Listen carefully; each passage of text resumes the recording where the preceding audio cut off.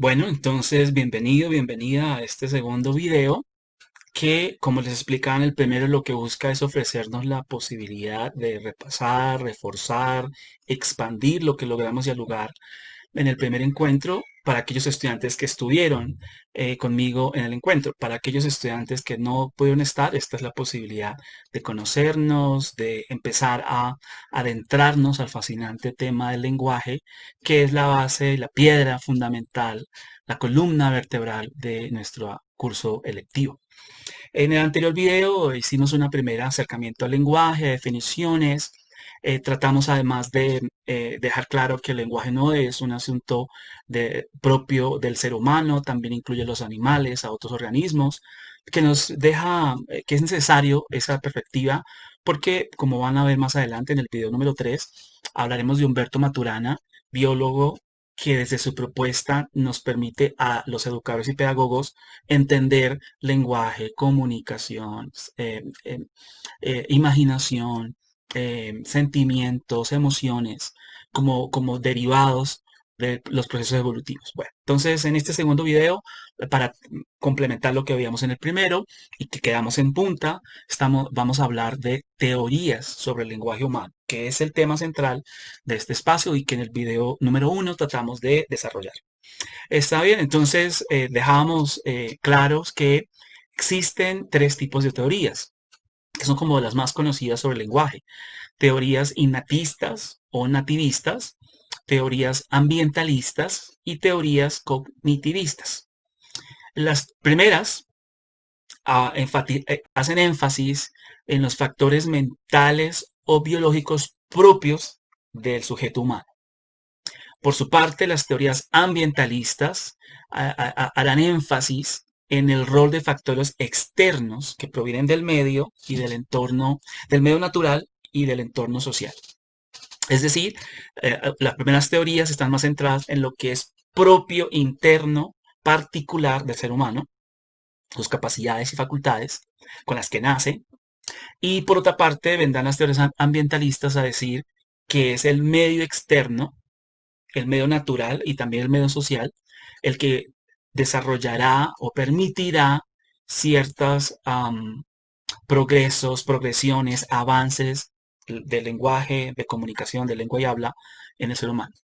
Las teorías cognitivistas mmm, retoman un poco las propuestas de la teoría ambientalista, pero darán o harán énfasis, darán mayor fuerza a el desarrollo mental del ser humano, a su capacidad de pensamiento lógico, a la capacidad, a las habilidades de representar el mundo de manera mental y a través de esos ejercicios de desarrollo mental, de procesos mentales, de habilidades mentales, se detona el uso del lenguaje.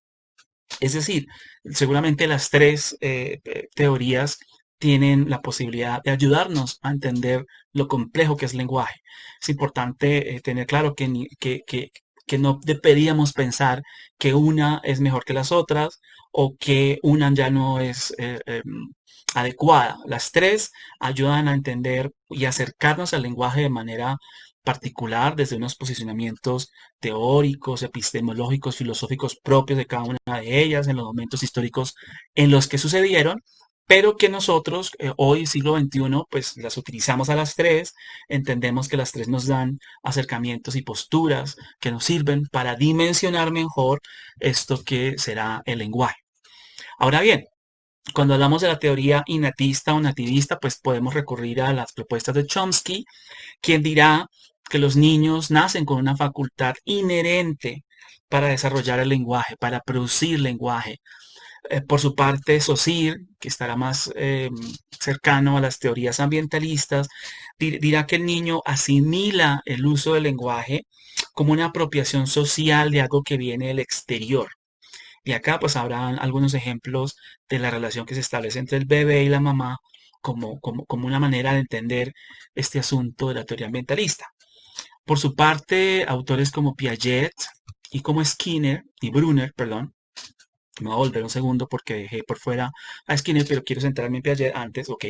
Entonces Piaget dirá que como el resultado de nuestra capacidad mental, de nuestro cerebro, de nuestra facultad lógica, de pensamiento lógico, los seres humanos podemos desarrollar la lectura de símbolos, de signos, y eso es la base para llegar al desarrollo del lenguaje lingüístico y del lenguaje en general. Es decir, gracias a estos procesos mentales de reconocer, de percibir, con base en las percepciones, representar y demás, el ser humano puede, el niño construye y accede al lenguaje.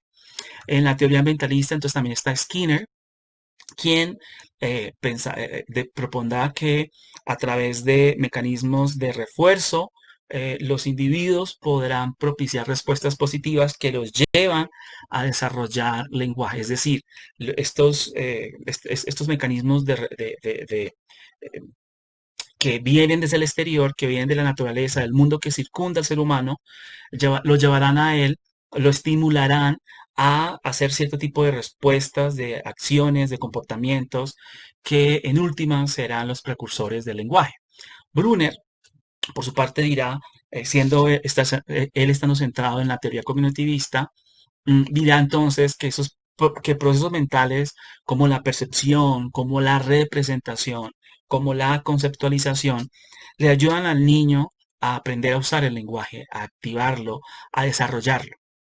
Como se dan cuenta entonces, autores han estado asumiendo por sus momentos históricos, por sus cosmovisiones, por sus paradigmas epistemológicos, algunas de estas tres posturas, pero nosotros utilizamos, nos acercamos a ellas con la intención de que nos permitan comprender el lenguaje, la complejidad del lenguaje.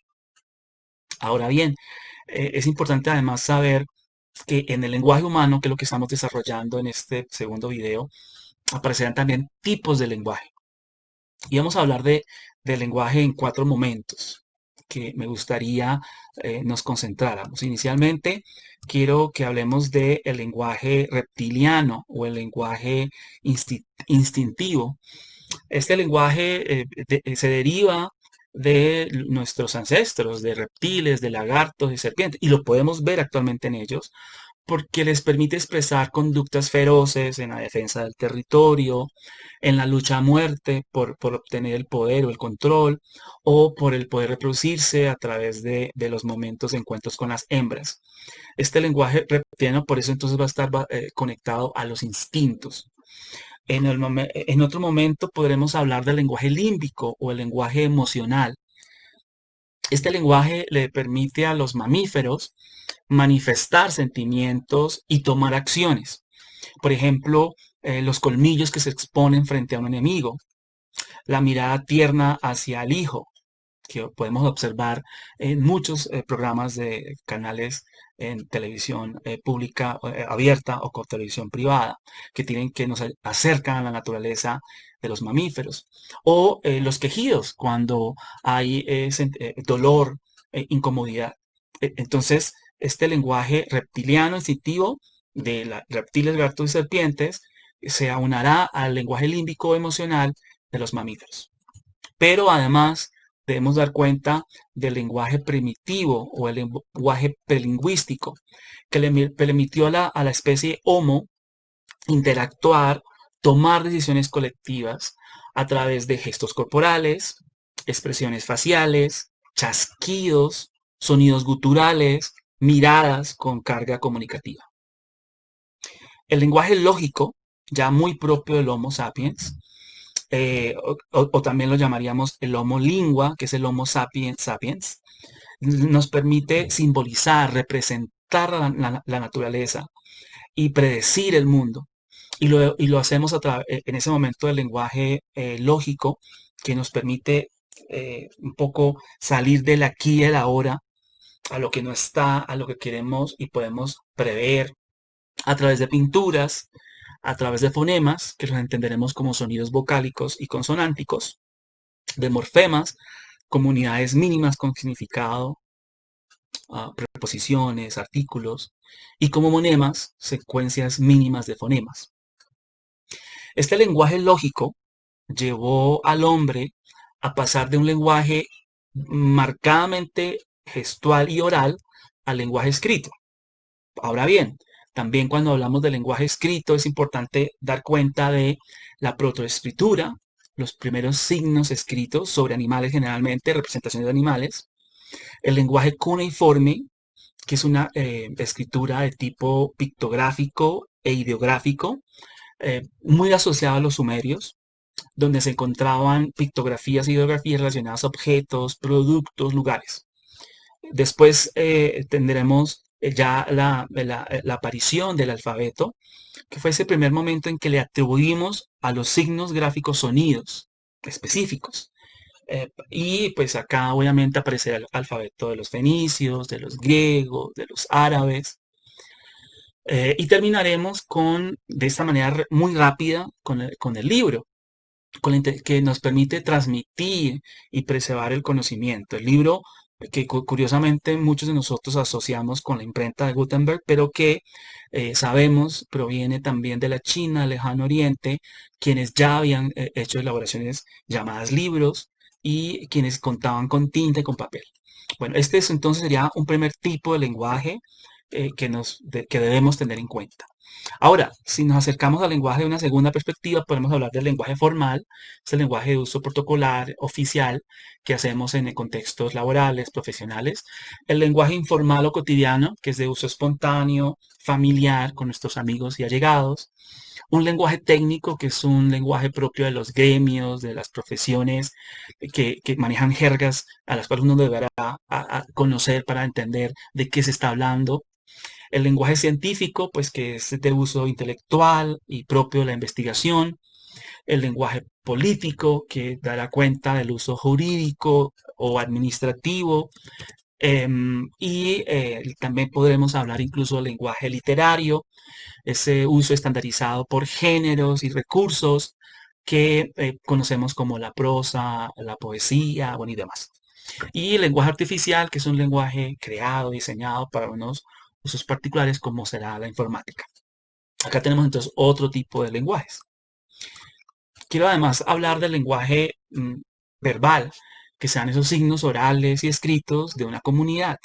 El lenguaje no verbal, que tendrá que ver con la sinestesia, los movimientos, la postura, los ademanes, las paraseñales, asuntos como el vestuario, los adornos, el maquillaje y las metaseñales, aquellos iconos y símbolos que utilizamos.